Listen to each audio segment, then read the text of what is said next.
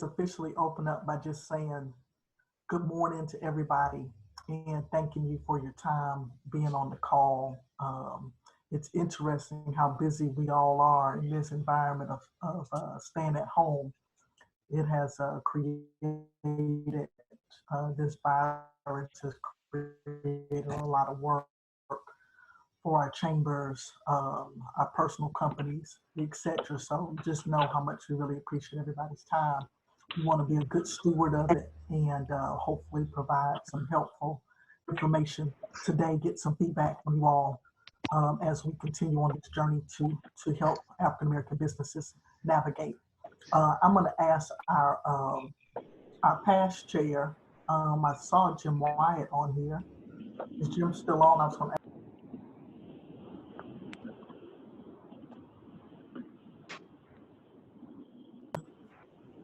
Okay, I'm sorry about that. I was going to ask him to open us up in a quick word of prayer, but I will ask. Can you hear me?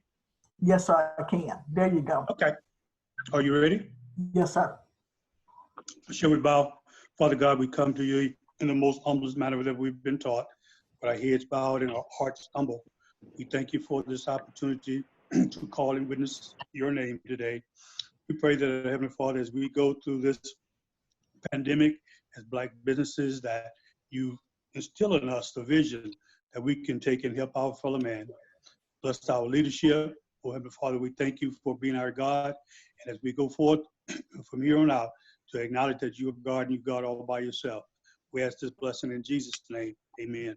Amen. Amen. Amen. Thank you so much for that, Jim. I'm going to turn it over to our president, Mr. Charles O'Neill, to provide opening comments for us. All right. Good morning there, Madam Chair and everyone. Thanks so much for everybody being on the call this morning. On our agenda, it does say an update. I'll just be very brief because, again, we want to be conscious of everybody's time. We got a special guest on this morning. But one, I want to say thank you for being on this call. That this, again, despite everything that's going on outside, that this is proof that there are still folk concerned about the economic impacts on our communities statewide. And so we appreciate your being present on this call to help us as we develop a strategy for what comes next. And so thank you so much for that.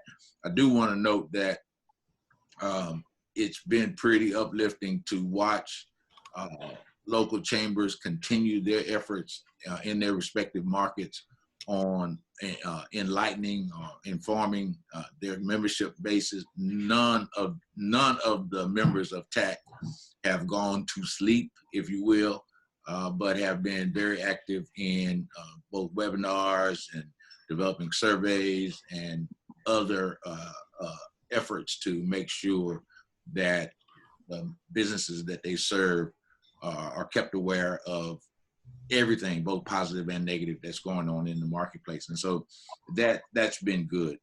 Real quickly, since we last talked, again, we developed, and Madam Chair will talk about this later, we have formed a task force within our organization just to look at ways that we can develop plug and play, if you will, or cookie cutter kinds of solutions that local chambers can employ or deploy in their markets.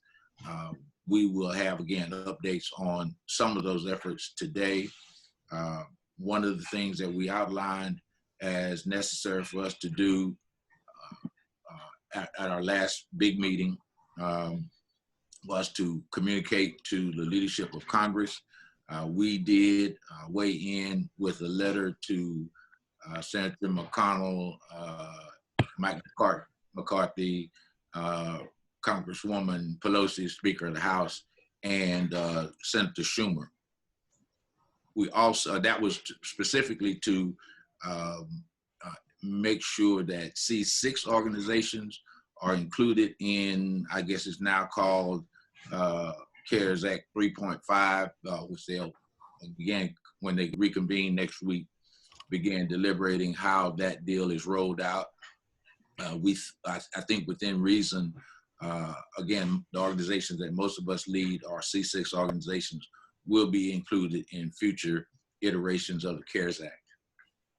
We also sent a letter to Governor Abbott stressing the need of special attention on unique challenges faced by Black businesses in our state.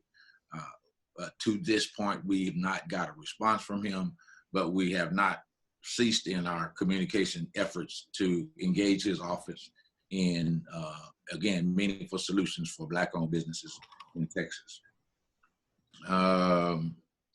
Again, you'll hear more from some task force members on some of the strategies. Again,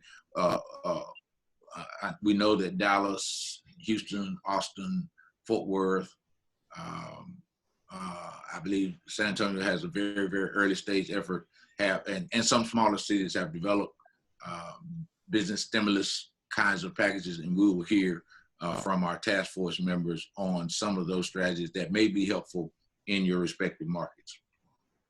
But again, in the interest of time, we do have a special guest this morning, a good friend of ours, a friend of Black business, young lawyer here in Dallas, who's headquartered here in Dallas. He's no stranger to the efforts that we have undertaken as an organization with the history of having worked as a legal counsel in the Texas legislature. He also has worked in Representative Congresswoman Eddie Bernice Johnson's office. But today, and I remember when he went as a young associate at the Cochran Firm, and now Larry Taylor is the lead or the senior partner or the partner for Texas for the Johnny Cochran Law Firm. He called the other day. I thought just to say hello. We have been friends for a number of years, but he has a special focus on, and I'm not a lawyer, so I'll let him describe it, but he described it as mass torts. And what he discovered is that, as usual, there is an impending flood of legal activity around business interruptions.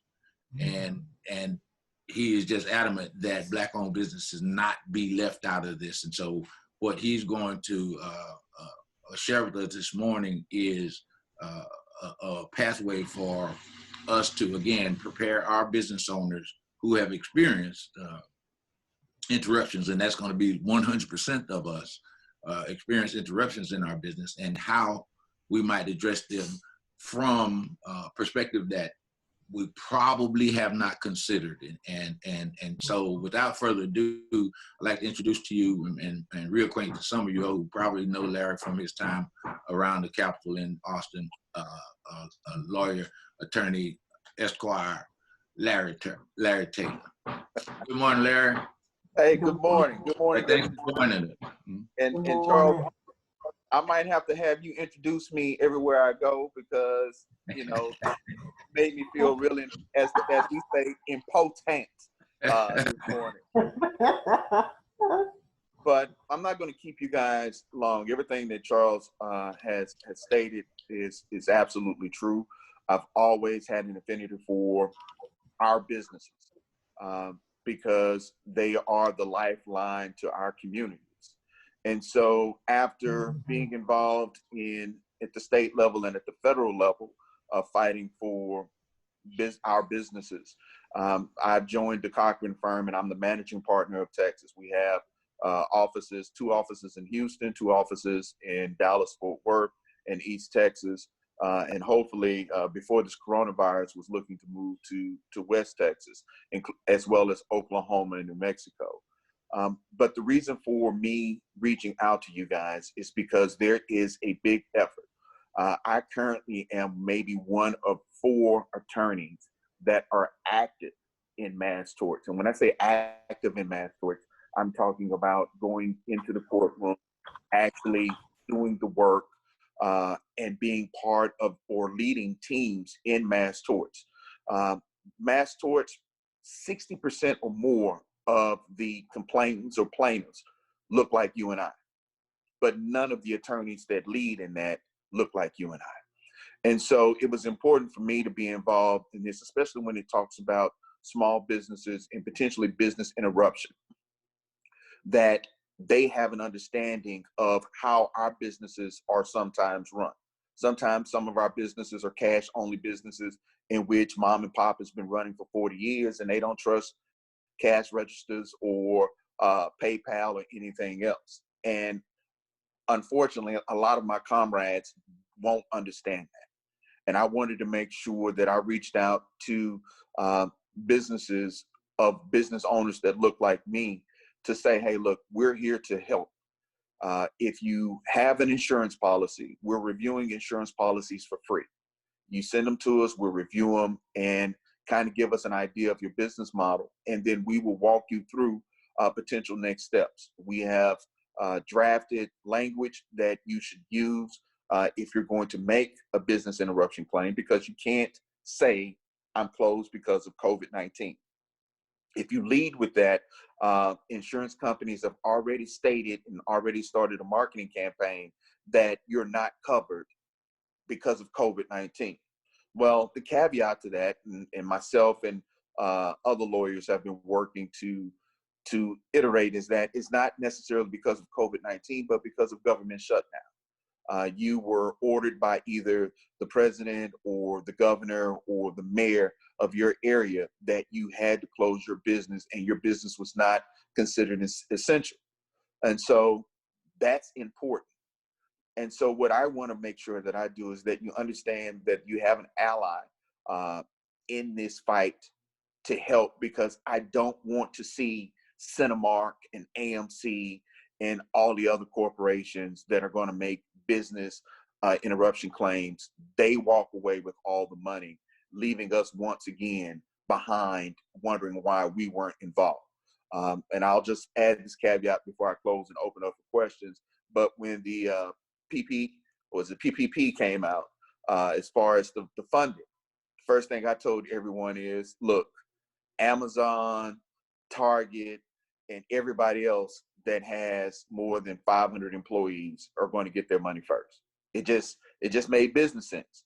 I can get a $10 million loan or a $50 million loan with one application versus, doing 200 applications. But at the same time, it's unfair because we are the lifeline of those industries. So saying that, I'm going to open it up because I'm pretty sure some of you guys have a question as far as business interruption is concerned. Larry, let me jump in before everybody else, because when we talked, the first question that came to my mind was, what about those business owners who don't have an insurance policy? And how are they going to get very clear impacts addressed in an environment that is going to be heavily weighted toward the kinds of industries that you described? So in that regard, so this is how kind of mass torts form. There's an issue, right? And we collect data as far as people who have been harmed. As far as people without insurance, what I'd like to do is to keep a running log and database of those companies. As we go through this process of dealing with insurance companies, sometimes the federal government kicks in and they might have some caveats that these individuals might be, some categories that they might meet. So even if you don't have insurance, what I want to do is I want to make sure that I have names, contact information. Am I muted? Okay. No, I can hear you. Sorry, that's for everyone else. Okay. No problem. And so I want to make sure that I have a database of those companies so that as I see an opportunity for them to be made whole, I can instantly jump in and say, hey, look, I have 100 or I have 1,000 of these companies that meet this criteria. We represent them. We're making a claim on their behalf. Pay them. So give you an example. With opioids, I think I'm the only Black attorney working on the opioid litigation throughout the country. As opioids were going through and we were representing counties, there became an opening for children who were born addicted to opioids.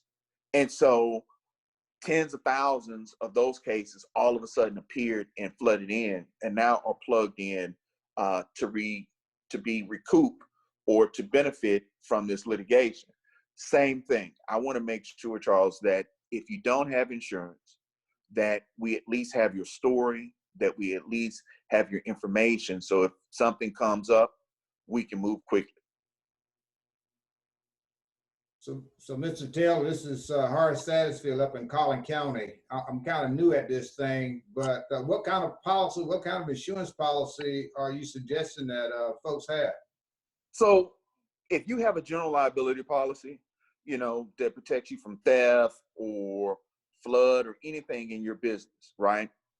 I would like to look at your policy and review them and see if there's language that would allow you to make a claim. If that is the case, we will contact you back. We will identify that portion of your policy that we feel benefits you in making a claim and provide you with the language necessary to reach out to your insurance carrier. Okay, thank you. And so, and on that caveat, I'm warning all of you some free legal advice. Do not call your insurance carrier and say, I lost business, I had to close my business because of COVID. And if that's the case, you have just sealed your fate, and they're going to deny you and have good cause not to pay you. And I think I just saw a question on real estate. Yep. Okay. And so there is no, and I didn't see the whole question. I do apologize. For some reason, Matt, I couldn't get on my laptop. It kept saying waiting on the host or something. Well, I'll ask the question because I have the chat box. Okay. I'll just dictate the questions for you. Okay. As a real estate sales business, I am closing deals, but this was work put in before COVID-19.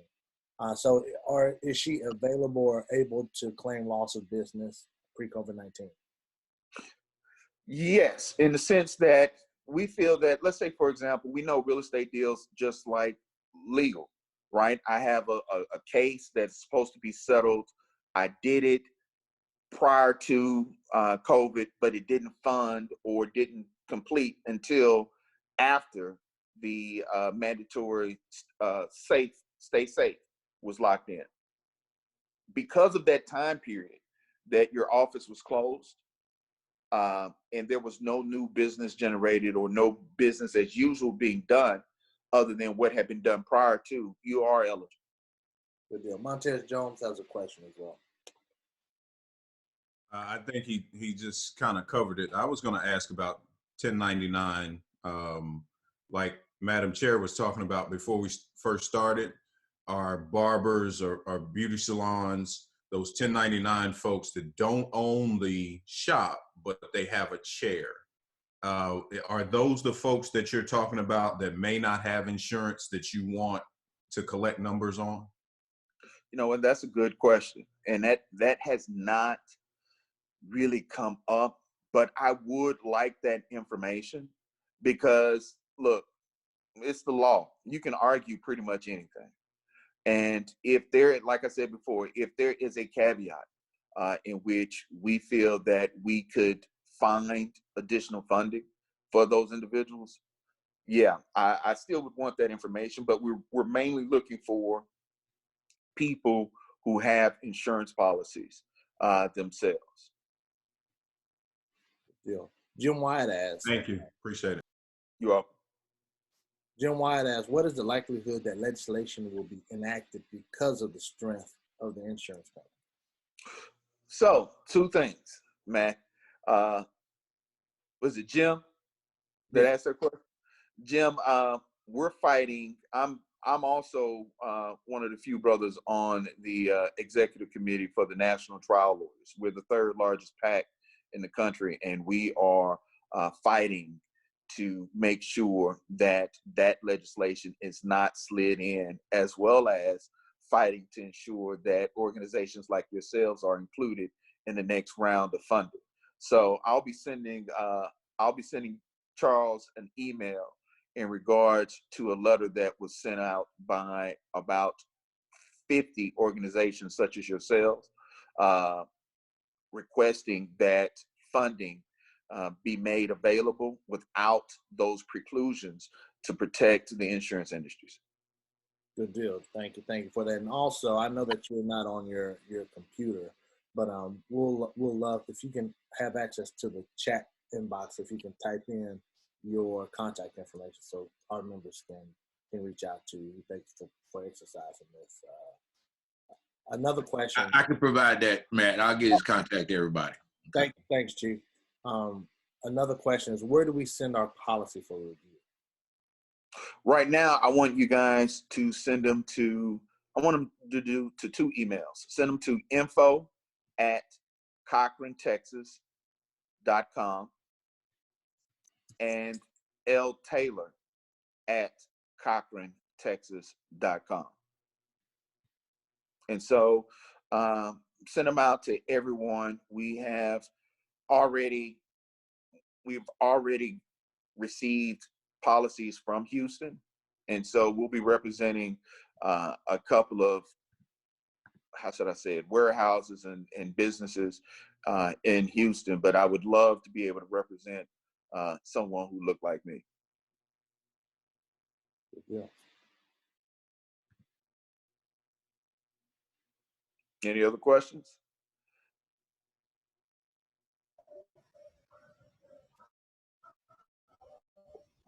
Any other questions, team? And understand that if you're anywhere in the state or anywhere in the country, we're able to assist. So there's no geographical limitations as to where these companies are as far as our ability to assist. Right now, I think that the more cases we get, this could end up becoming a mass tort situation, which could benefit everyone. There was, during 9/11, there was a similar situation in which businesses and lawyers were able to work together to get funding to those who were harmed by that catastrophe. So we look forward to potentially this having the same type of effect. And so this could be a governmental as well as an insurance package that could come out. But, you know, don't procrastinate. Don't be on the backside of it, because that affects it too. So in mass tort litigation, they go by tiers. So the first group who comes through, they get the largest chunk or the first bite at the money. And then as the tiers continue to go down as far as people getting involved, the resources become limited. So don't wait. If you have it, you know, the worst thing I can say is, you know, your policy precludes it. We'll keep your information and we'll keep you grouped. And as soon as we think that you have an opportunity, we'll flag it, send you a contract, have you sign off on it, and then move forward with representing you in that particular area. Good deal.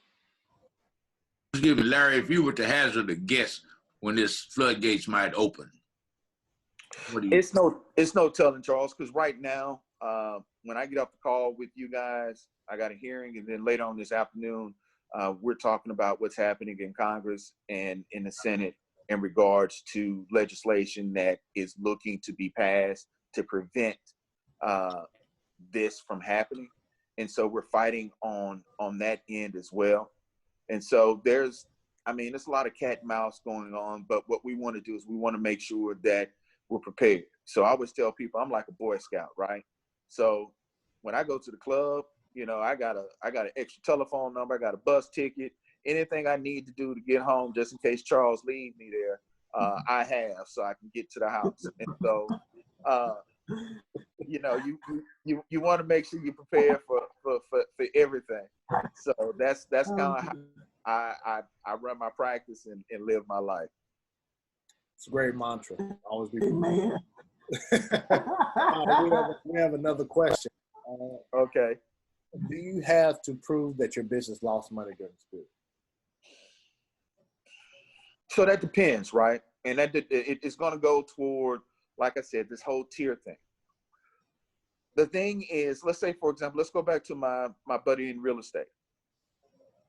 If you show me that the last 12 months or the previous 9 months, you made 5 engagements a month. Out of those 5 engagements, you closed 2 of those cases the following month. Then I have something to work as far as the numbers go, as far as you making a claim. If you are a business owner and you're paying employees and you're not making money, but you haven't laid anyone off, those salaries minus any PPP money that you receive would also be part of that claim. And so the thing is most importantly, each case is different. That's why we ask that you send us your policies. We speak with you and get an idea of what your potential losses may be, and so that we can categorize them if something does happen in the future. Okay, so that brings me to another question. All right. Okay. So when you say that, BC, DC, AC, before COVID, during COVID, after COVID. So before COVID, the negotiations were going on. Maybe the contract wasn't signed, but we had this date that was go out to California and speak or teach or whatever it may be. COVID hit, we're canceling everything, but the contract wasn't signed. Now, how do you go about, do you pull up emails and say, we were looking at this date, we had it set, we were looking at a price, and this was going to be the investment that they were going to make? Do you understand? It's kind of like what you're talking about with real estate. I do follow you, and that I could argue that very well as far as a loss, because if everything that you said holds up, even though the contract wasn't signed, you lost that funding during this period of time, and we would be able to argue that you were or justly do that through your insurance company. Thank you again. No problem. Any other questions? Yes, Larry. Okay. Caragori in Denton, Texas. What effect does the red state governors have when they are reopening the states with business interruption? Now, I'm open to state, you can't file business interruption because I've just given you the green light again. I think, is that something that we need to look at, address? Is that something they're planning to address this issue? Red states, insurance companies. So I'm with you 100% that it was all part of a coordinated plan to stop, number one, unemployment payments, 2, try to halt any claims that can be made for business interruption. I wholeheartedly believe that. So most of the insurance policies talk about a physical loss. And so we're arguing that a physical loss is that you could not get into or use your facility. The fact that they've just reopened the state does pose somewhat of an issue. But that's going to be a case by case as the argument develops. I tell anyone that you can't spend money if you're gone. Mm-hmm. And do what you need to do to ensure that yourself and your loved ones are safe. And those particular legal issues we'll deal with as they come up. But do what you need to do to stay safe. Wow. So and understand this, and I'll try to end with this because I know you guys are tremendously busy. There is right now no exact science as to what's going to happen with all of this, because as you all have asked, there are a couple of unknown scenarios. The thing is, don't be at the back of the line if it should happen. I would much rather, and we have a game plan that says, okay, Larry has my information, he's involved, I'm monitoring it myself, and as soon, if I don't have insurance, or if I don't necessarily am able to file a lawsuit now, Larry has my information, and if that happens and an opportunity opens up, I'm checking my email for that agreement with the Cochran Firm, and we're going to move forward. And if it doesn't happen, he's already explained that there were some hurdles that could be in the way, and this is just probably one of them that couldn't be jumped. But know this: being the only brother in the room, they feel me and know me, because I never hold my tongue, and I tell people all the time, I cannot be bought, sold, or traded. And if you act right, we can be good. If you act wrong, I'll mess around and take your chips. So don't play with me on that. There you go. Don't play with me on that. Appreciate you representing us in there. We do have another question, really good question. If you have a project in place but had to renegotiate lowering your rate in order to bring some work in, could we recoup the difference based on previous fees charged on other projects? Potentially. That's one of the things that is actually being discussed right now, as far as loss of revenue, or the difference in revenue based on what took place. And so, that's a very good question, and that is something that we're actually looking at and preparing to argue. It's the same thing as restaurant owners who closed their doors but allowed for pickup, or they had delivery. And because they had to close their in-dining, that's revenue that's lost. And we're looking at taking a look at the difference between the two. Very good. Well, Larry, this has been so informative for us. We really appreciate you being available to us. We appreciate you sharing this information with us. It's so timely. There was an author that described this period of time as another instance in American history where there will be a transfer of wealth. With this PPP, now we see with insurance projects, there's so many things that are happening that other races are taking advantage of, and it's a transfer of wealth and infusion into their businesses. So education is really, really key for us. And I'm hoping also too that we take advantage of it personally, but we also spread the word to our members and Black businesses around the state to take advantage of this. So we just really appreciate you being a part of the call with us. Charles, any closing comments? I want to say add our thanks to Larry for making time for us. Larry, if you will, real quick, pump out your best contact phone number, and then like I said, when we finish the call, I'll send out a backup on everybody having your contact number. All right, I'm gonna give you two numbers.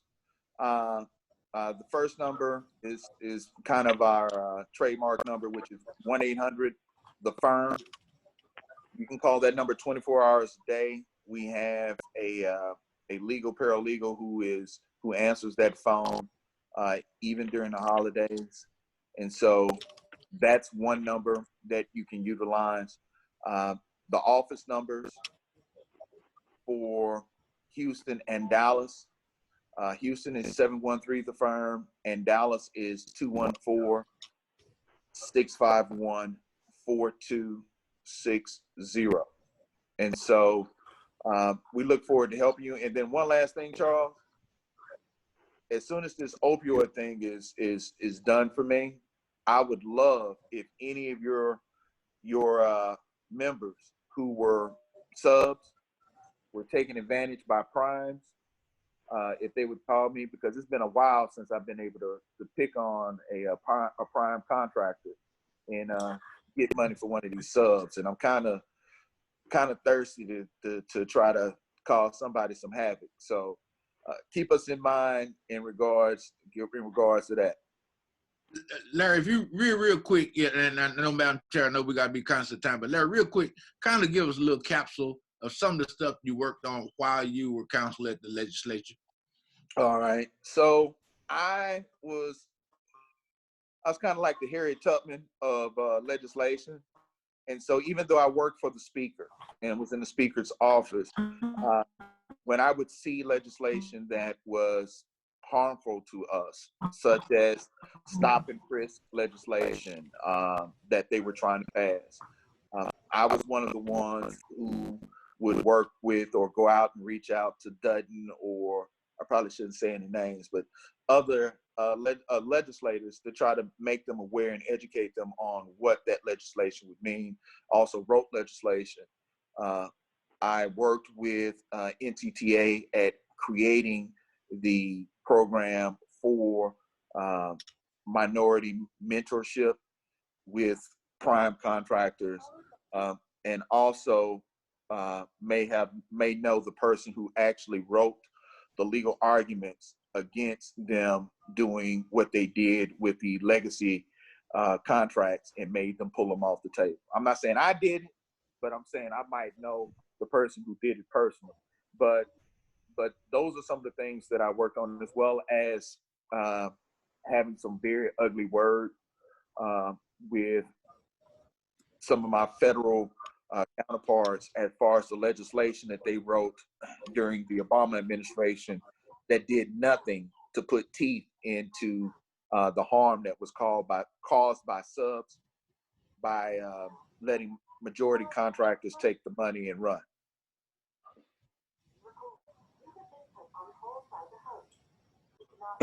Thank you again, Larry, for making time for this one. Thanks so much for giving me a call the other day that led up to your being on our call with us this morning.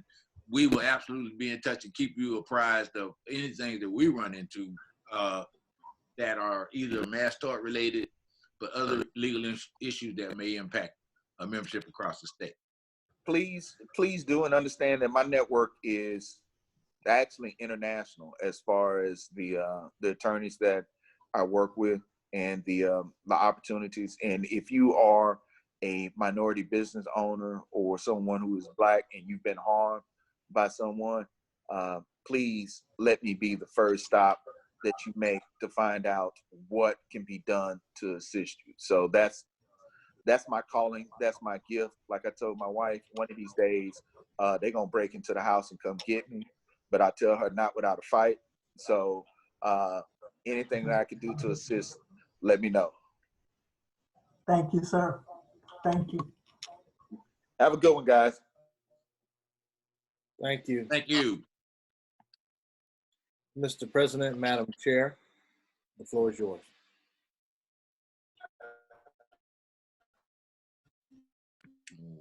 I think we're straight. I think Courtney was having some issues with some stuttering in her connection. Next up on our agenda was a report from a task force, and again, subsequent to our call. Thank you, Larry. There you go. Okay, thank you. Go. She's back. Good deal. So we're going to the next item on the agenda, Madam Chair. Okay, so you all hear me? Can Okay, now. can you hear me? Yes.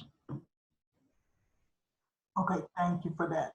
So next on our agenda is talking about our COVID task force. So as you all know from our last call, we assigned a COVID task force of some members of our team that would work specifically on looking at strategies and initiatives that we can do during this time.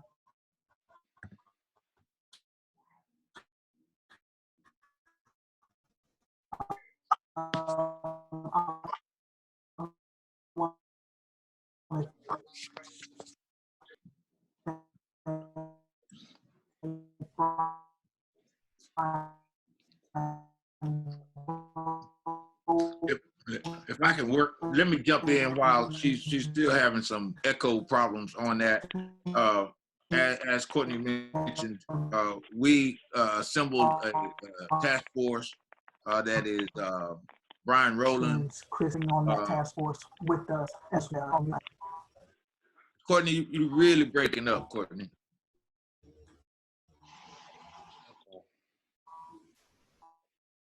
All right, Courtney sent me a message. So our task force, as I mentioned, is Brian Rowland, Tam Hawkins from Greater Austin Black Chamber, Christopher Herring, immediate past chair, Jim Wyatt, who is I guess chair emeritus, and myself, and of course Madam Chair. Again, as I mentioned in my earlier remarks, kind of what we are attempting to do is identify a programmatic response. And Brian, I want to ask you to jump in. He and Tam Hawkins have been working on looking at loan or grant responses, modeling off some of the successful or in-place programs thus far. So without further ado, Dr. Brian Rowland, your floor is yours. Thank you, sir. Thanks, everybody. I was on the computer. I dropped off, so I had to jump on my phone. First, I would, as the president stated, we were broken into a smaller committee, so I'd like to thank the work of Ms. Tam Hawkins and our president, Charles O'Neill, as we were tasked with trying to come up with 2 documents that you received. You received a document that is a template of a business loan program, and you also received a document that is a template of a business grant program. As many of you know, I also serve on city council, and what we wanted to do was allow chamber organizations to be able to go during this time to build relationships with your local municipalities. And what we wanted to do is to give you an example of something that you could take to your economic development 4B. As the chamber, you could take to your city council and get them to provide or to allocate resources from the city. So similar to the stimulus package that was federal, some went to the state. And so local municipalities have local dollars that they could use to support local business owners. I would give you a couple examples for you to look at if you want to look at your leisure. The city of Buda, the city of Pflugerville, the city of Dallas has a pretty good program. They put out about $5 million and they split it 2.5 for grants, 2.5 for loans. They had some stipulations for women-owned businesses and underserved minority businesses. City of Fort Worth put up $850,000 for a similar program. The city of Live Oak put up $300,000 for a business loan program where their goal was to give like 100 businesses or 150 businesses $5,000 as a kind of stopgap for local. So the point of what we were trying to do is to give chamber organizations and local chambers an opportunity for you to set the parameters in your local community. If you are not advocating for your business and your members, that's what we're there to do. And so what we wanted to do is the team, Tam's office staff did a great job of merging all the proposals that we were looking at to give you a solid basis of now you could just change out Austin and put your city, whether it be Prairie View, whether it be Houston, whether it be, what we have on here, Collin County, and you can just replace those words. And what we wanted to do was set up a framework for you and your chamber members to look at how do local governments set up grant programs and loan programs. We wanted you to look at the terms. We wanted you to look at the terminology. We wanted you to look at some of the reporting documents that they had as requirements. Some of or many Black businesses or minority businesses may not have the normal or traditional documentations that local governments or federal governments are looking for. here is your opportunity to create something that is a baseline, and that your local chamber members said, hey, we get behind this. This is some of the basic things that we think we should have. So again, you have a sample grant program. Some cities are giving grants, meaning something that you don't have to pay back, but you meet certain stipulations. Some cities are giving loans, 5-year loans at a 1% or 0% interest, as long as your city is based, as long as your business is based in that city. And so again, because money are coming from economic development funds or local government funds from general fund, there are some stipulations as far as you have to have a business in that city. You can't be in a nearby city and get local funds from another city. So there's some requirements of things that you want to look at as a chamber. We just wanted to give you a baseline to support you to move forward. Now, there's 2 things you could do. If your city doesn't have a program, you are now primed with a 75% template for you to go to your city or municipality or your county and ask them to set something up. One of the other things is if your city has done something and your chamber has been overlooked, like let's say the city of San Antonio, you have now a template for you to now go to your local elected officials and the mayor and economic 4B and says, hey, we've seen that you put up $1 million, for example, and African-American businesses got very little of that. We wanting you to put up a separate program of $100,000 and model it after this program. So now you have, again, a framework 75% done, whether it be grant or loan, for your local boards to look at and add things to. I'll stop right there to see if Tam or Charles has anything to add.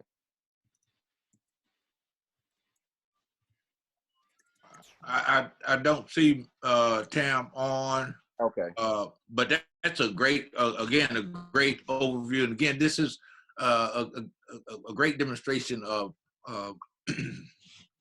why TAAACC was created in the first place, was to try to provide solutions that can, again, be employed across the state, regardless of where you find yourself. We know that markets, either smaller metropolitan areas or semi-rural communities, will have a little more resistance to the kind of things that would support or benefit Black-owned businesses. But this kind of reduces the friction that you might have in a Longview or an Abilene. I like to pick on them. They're East Texas and the West Texas extreme. Clearly, Corpus Christi has problems all its own down on the Gulf Coast. But again, this is the kind of plug and play solution that I think could be beneficial to everybody across the state. There was one part of the Dallas program, and Matt, you might be able to jump in on this, that real quick. One of the ways Dallas tried to build in some face saving by not being able to address everybody. They have a lottery system. So regardless of who or when you put up your application, they just put all the applications in the hat and draw them out. Matt, you might want to kind of flesh that out for them. Again, it gives cities an off-ramp when folks start complaining about, hey, I applied and I didn't get anything. Right. And you pretty much said it. And a lot of us know how lottery systems go, particularly in this type of space, whether it was in education or now in business.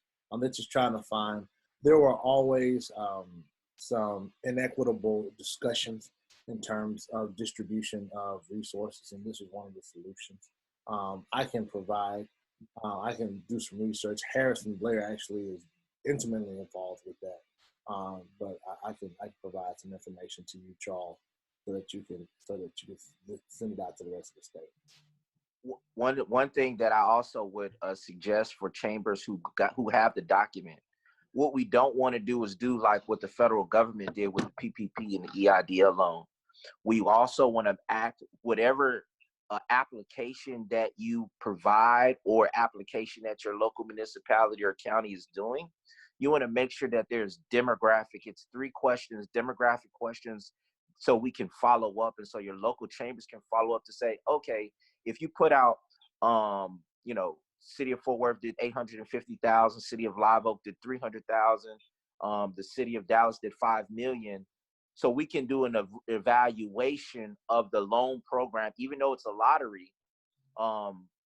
They can't say that only out of, you know, 500 businesses, only 10 were African American, and they feel that that is fair or equitable. So one of our other things for follow up is to make sure we have demographic questions, whether it is, you know, ownership as far as race, or some of two or three demographic questions. And then also we want to put with service industry or code, because what we'll find is many, well, I don't want to go into that because y'all already know. So again, demographic information is important for the follow-up piece. And that's where, again, once this is, I won't say over, once this first phase is complete, we'll have the analysis, and we have people either on the line and people who can help you to come up with, now, how are you going to present and push back on your city or local municipality? We ain't talking about the federal government. We're talking about your local tax dollars, where you know the mayor and the county judge, and you could say, hey, if less than 2% of black businesses got any money in your local area, if there's no better opportunity for your chamber to advocate and be vocal, that will be the opportunity. And we have people on the call, and we'll then try to move into phase 2 to be able to help support local chambers who want to make that case. But we have to have not only anecdotal information, we'll have to have, again, statistics and analysis to be able to prove based on open records requests from demographic information. Yeah. That's real key. And the other part, the extension of that is in those municipalities that to this point have not had a program that addresses support for quote unquote minority, but in our case, black owned businesses. Now we've got something that we can use as proof that they can perform in that space, and they should as a response to the taxpayers that support their tax base. And so I think this is just a real cool deal, real good opportunity for us to, again, strengthen local chambers in their markets, give them an extra advocacy point for the work that they're doing on an ongoing basis anyway. The best help that we can provide to black-owned businesses clearly is access to capital and access to opportunity. So this hits both of those buttons. Charles, one thing, Hello. real quick. This is B. Jennings speaking. I just want to say we're going through some of the same things right now here in Fort Worth. Got good relationships so far with our council folks that are really pushing it. One of the things that I'm trying to implement along with the program that we have here is not to do the lottery. And because if you do the lottery, you're going to have more majority businesses than minority business in that lottery. So the pool is going to be that most of the majority business is going to get favor. So I'm pushing up against the lottery. I just don't think it's a good idea. We're looking at trying to implement what we call, well, you can call them zip codes. Look at those zip codes where majority of our businesses lie. Here in Fort Worth, it's about 5 zip codes. And we're trying to make sure if they want to do the lottery with theirs, then you cut a section out of that money out for these zip codes and give them a better chance of being in the pool to get money versus them being in a lottery and won't get anything. You get so fewer numbers because the overwhelming majority of those numbers will not be businesses that we represent.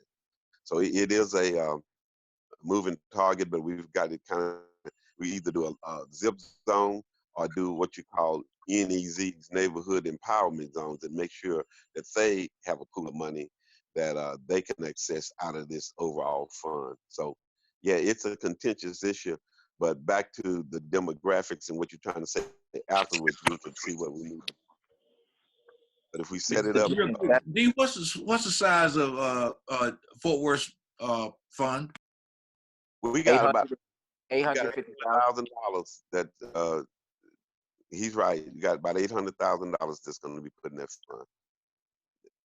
One of the things, Mr. Jennings, real quick, you're right on point. I would say with the city of Fort Worth's $850,000, what is going to be critical is the the data from the how this fund is spent. I think two opportunities will come.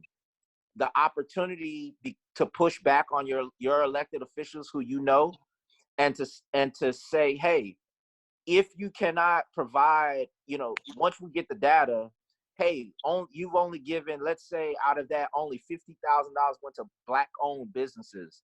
You then, out of $850,000, you then have a case to force not only the mayor, but the city council people and for them to put up in a fund.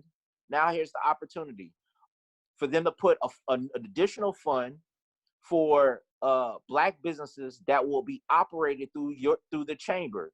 So again, the analysis will give you the opportunity to make the case on why the city, if they don't do right, could then give the Black chamber in their local community the money, more additional money, for them to operate, for you to operate, to put out amongst your own chamber members and other Black businesses in your community, would then expand your capacity, but also brings other people who are not members into the chamber. So it's a three-pronged approach. We're just talking about phase one. So phase one is actually rolling out either the grant or loan program. And then getting the data. Phase two is getting the data and analyzing.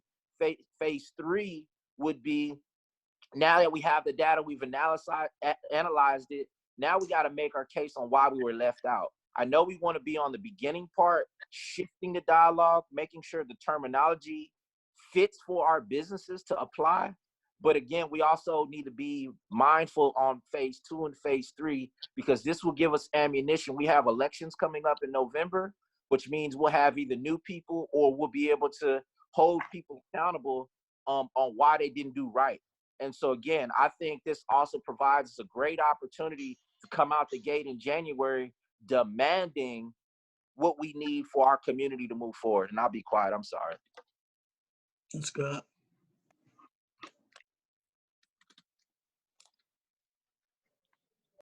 Thanks, Brian. That was great. Team, can you guys hear me now? Okay, good. I switched to my cell phone.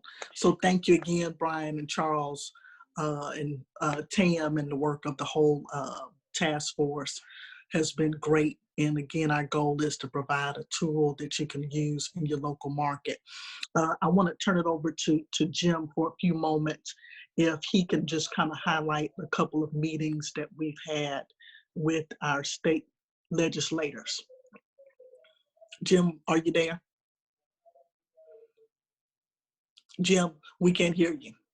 You hear me? There you go. We got you. Okay. Morning, Madam Chair, and to all on the call. We have another subset of the COVID-19 task force that has been working on a long-term issue that the President and Madam Chair has envisioned, and which I'm totally excited about.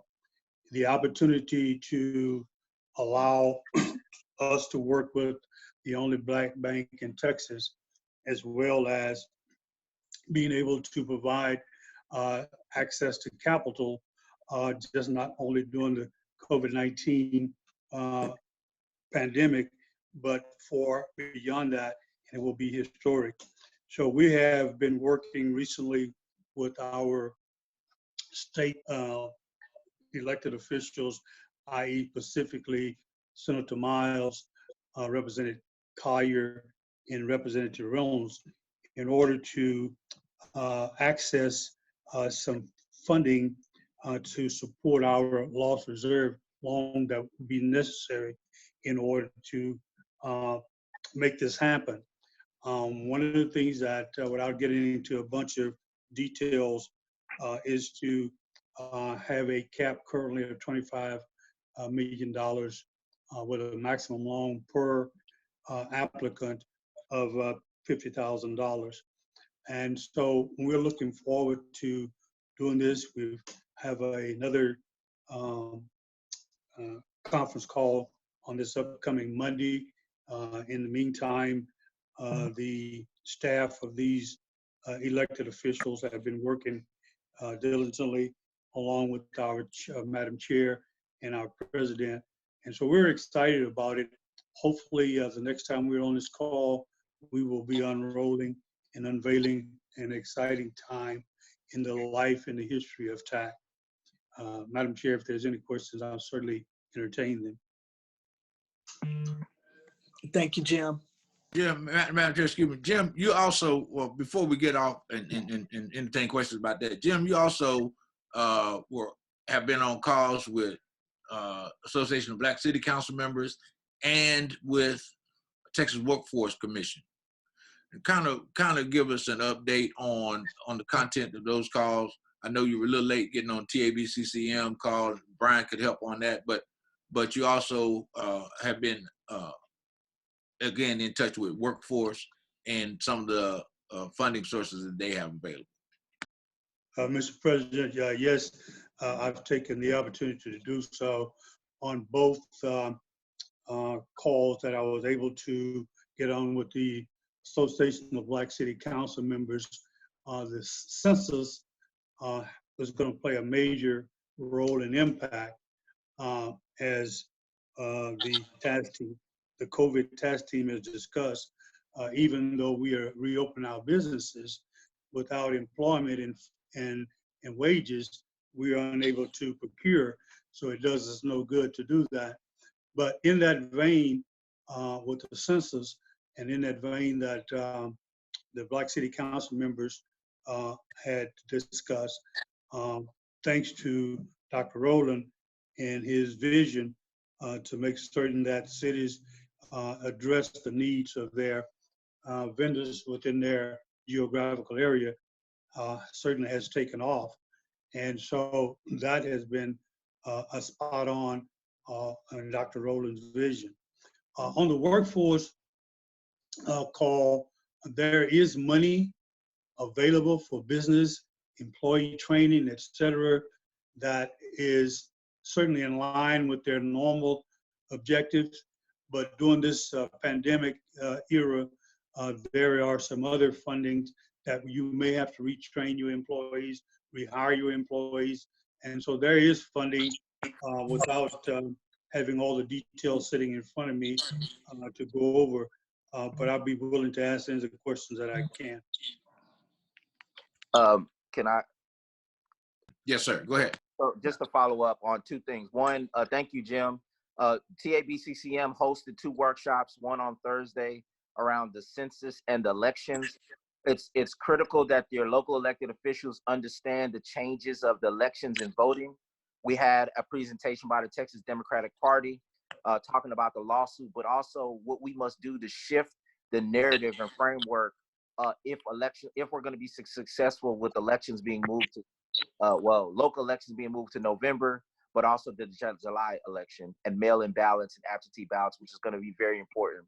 We are, as business people, going to also have to understand our power and how we're going to have to also shift the narrative in elections, but that's a whole nother conversation. The census also, we had Mr. Jesse Gaines out of Fort Worth talking about the shift in, most cities had a game plan for census. COVID-19 changed that game plan. And so it's important that your local municipalities get as much resources and get counted, because monies that's going to come back is going to be determined by this census number count that has changed. I think October 1 is going to be the finalized number date. And so if y'all want that specific information, I could send that to the president and he could disseminate that. Yesterday, we had a call with State Representative Sherman and also Congressman Vesey, Mark Vesey, talking about in the CARES Act, there was money that went to local municipalities. If your municipality is over $500,000, they got a direct they got direct money. Mhm. Municipality that's under 500,000 did not. Like the city of Arlington, they have 400,000 people. The monies went to the county. There's been no state right now. The state has not released that money. When the state releases the money, it's going to go to the counties.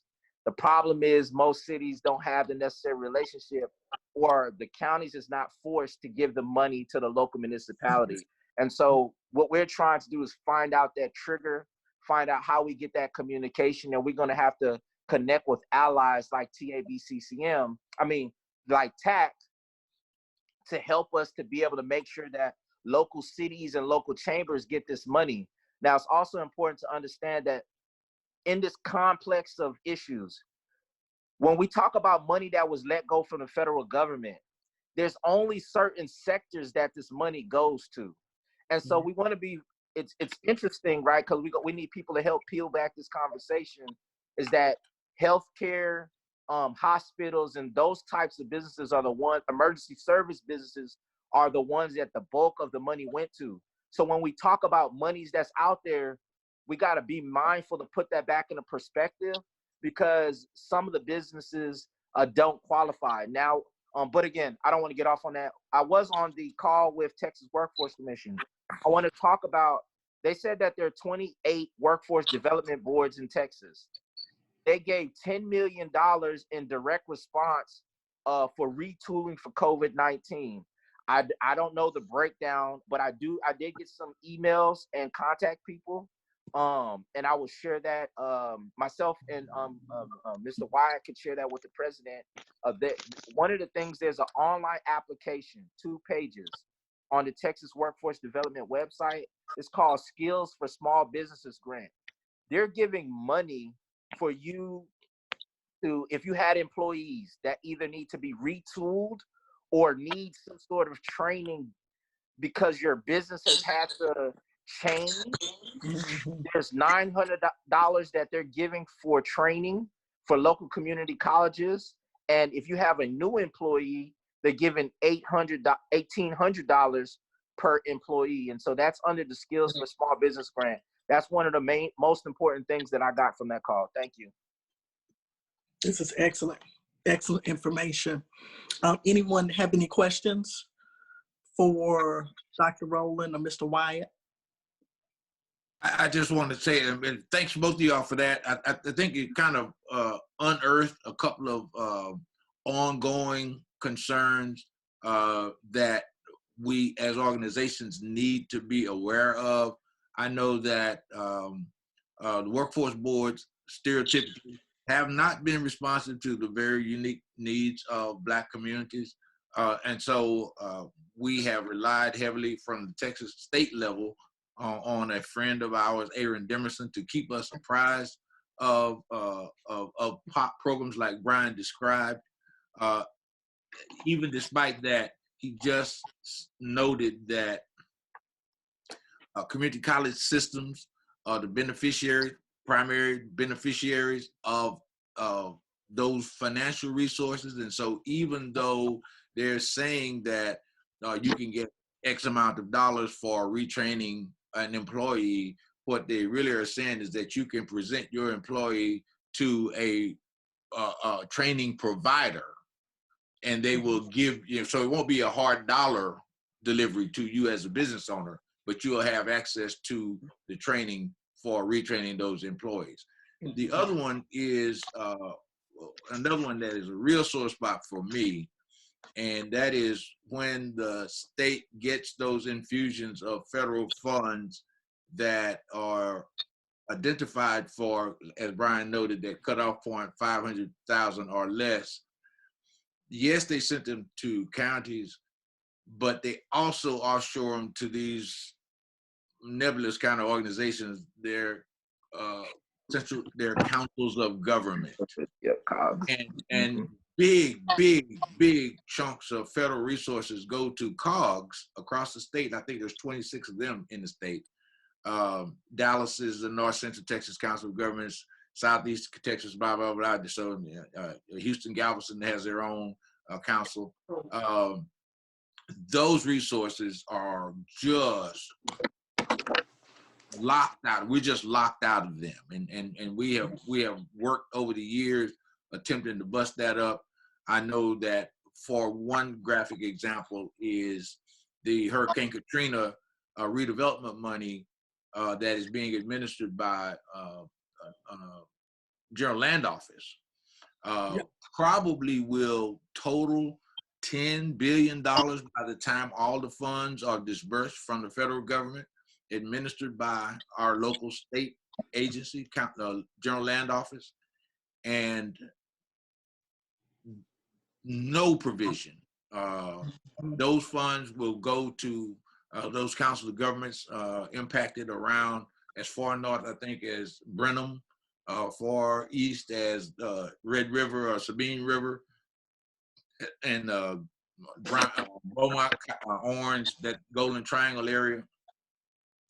And we don't have any stroke as Black-owned businesses in those areas, and they're doing crazy stuff like 100% financing of new construction of multifamily housing, 100%. No scam. Or 100% reimbursement of expenses on construction of replacement housing from those homes damaged and we just have no, it's just big hunks of money that we can't even touch. And because it's federal money, the state will not impose a hub requirement on those funds. And so again, it's just one more log to put on the fire for the kinds of advocacy strategies that we have to develop as an organization, so that, again, so the benefit accrues to Black-owned businesses in our state. So that's just a sidebar. Yeah. Excellent information. I appreciate everyone sharing. And hopefully this information has been beneficial to you.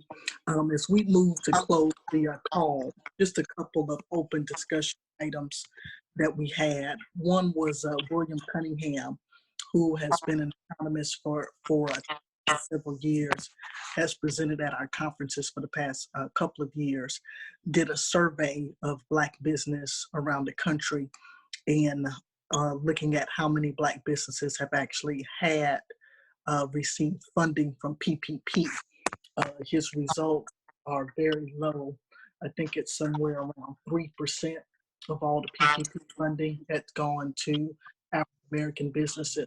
So that link to that survey and the article he did in Black Enterprise is part of the meeting notice. So please look at that. And if you have a chance, distribute that survey amongst your members as he continues to build the data.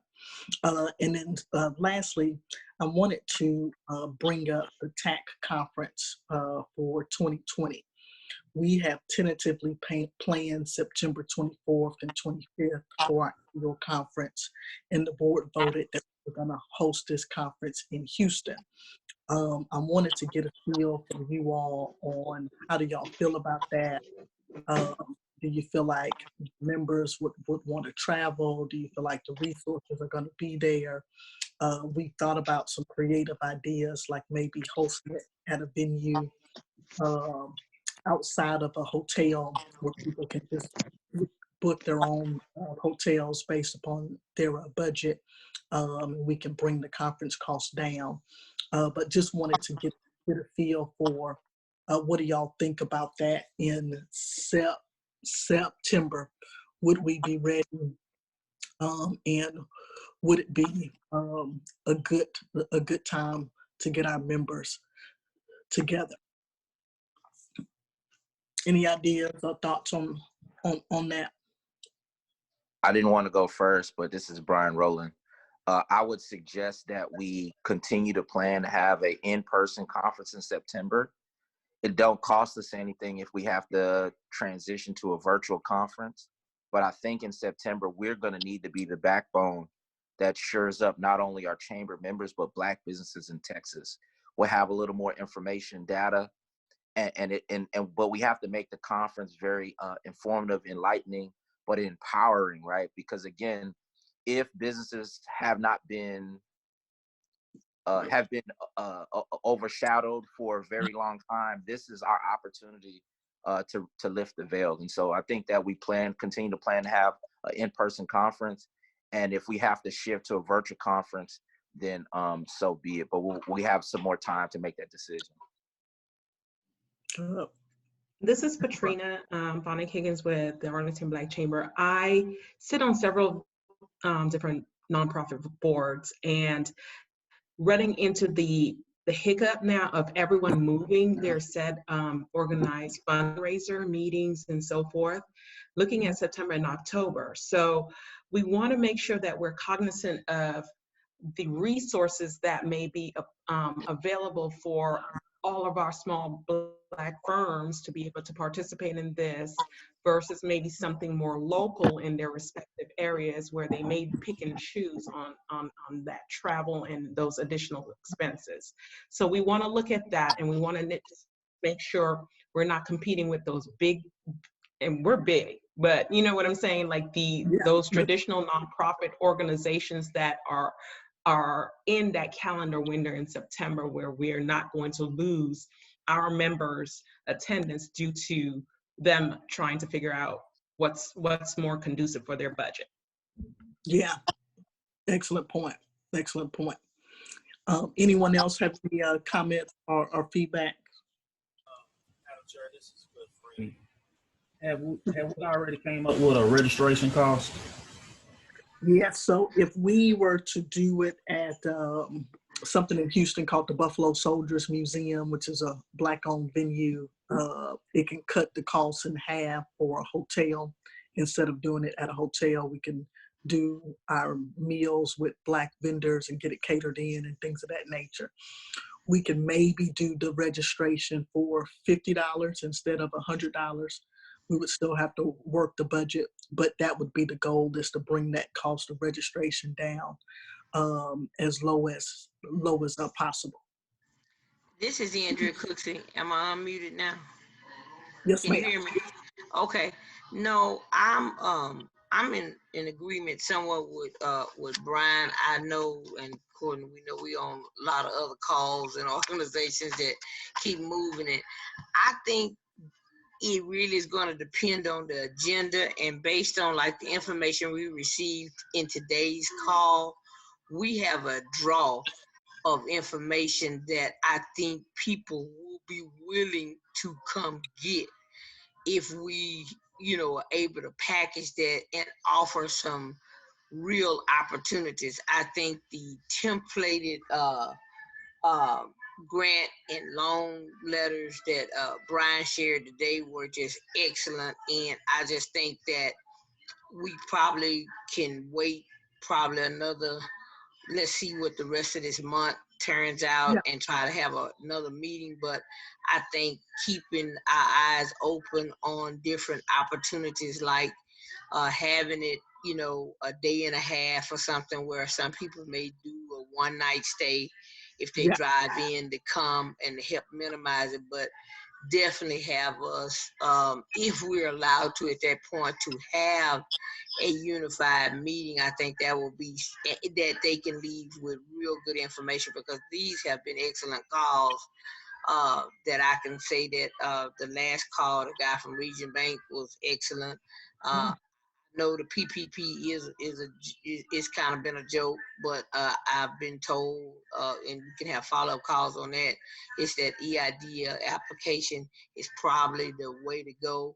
I think looking forward to this information coming in, that you're saying that now this next round of money in the CARES Act is going to open the door for 501c6s and C3s. I think those are the real moving pieces to organization survival. So if we can be the catalyst of that kind of information, I think we can still count on trying to do something. Now, our dates may slide down to the very last of September, just to give us a good 60-day window, to prepare for something. But I think we got a little bit more time to make that decision. But I think definitely looking at other options in terms of outside venue, not necessarily, definitely kind of reduce our out costs that we may really be able to bring in more money. And I don't think $75 is a bad registration, because we still need to create the revenue for the organization to operate.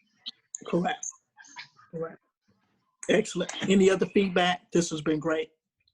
Well, Madam Chair, if I could just real quick, I think this call and the other call that we had and those that we will plan for in the future, I think they're just a great kind of touch point to demonstrate why TAAACC was created in the first place. Local chambers created this organization with 3 points in mind: that's advocacy, research, and training. These calls have demonstrated all of those and the need for consistent efforts in all those 3 areas.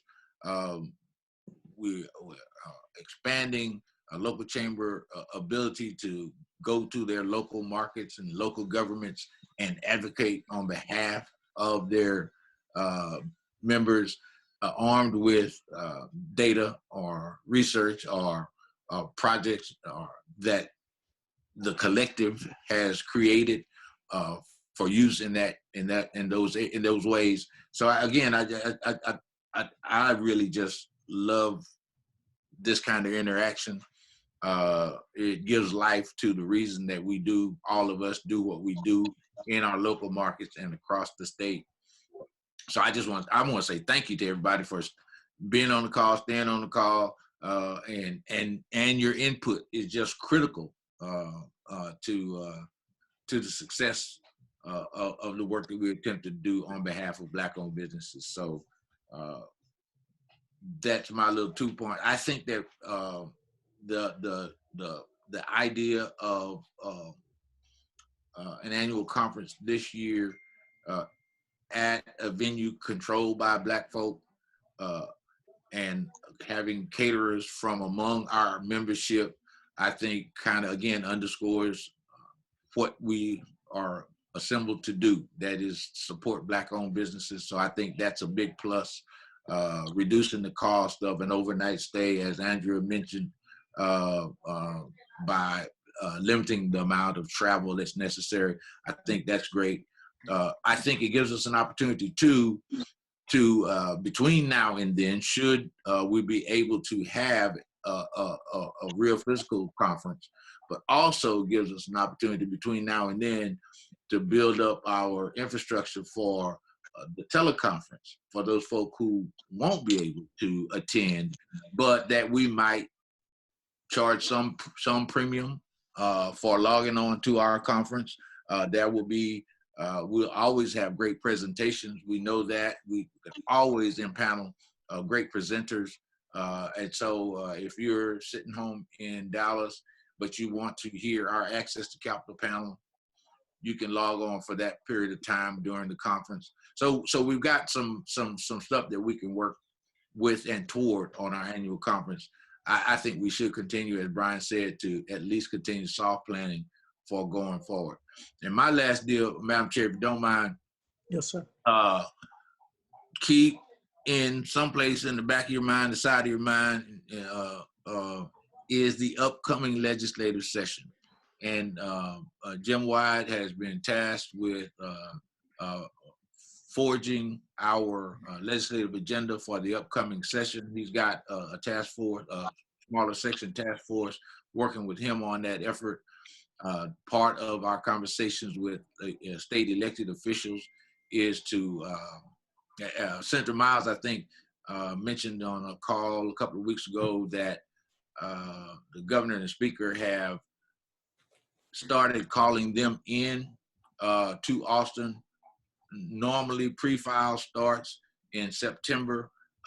They're doing pre-file on legislation now. So they're already meeting with their respective committee chairs on to address the kind of things that they may see come up in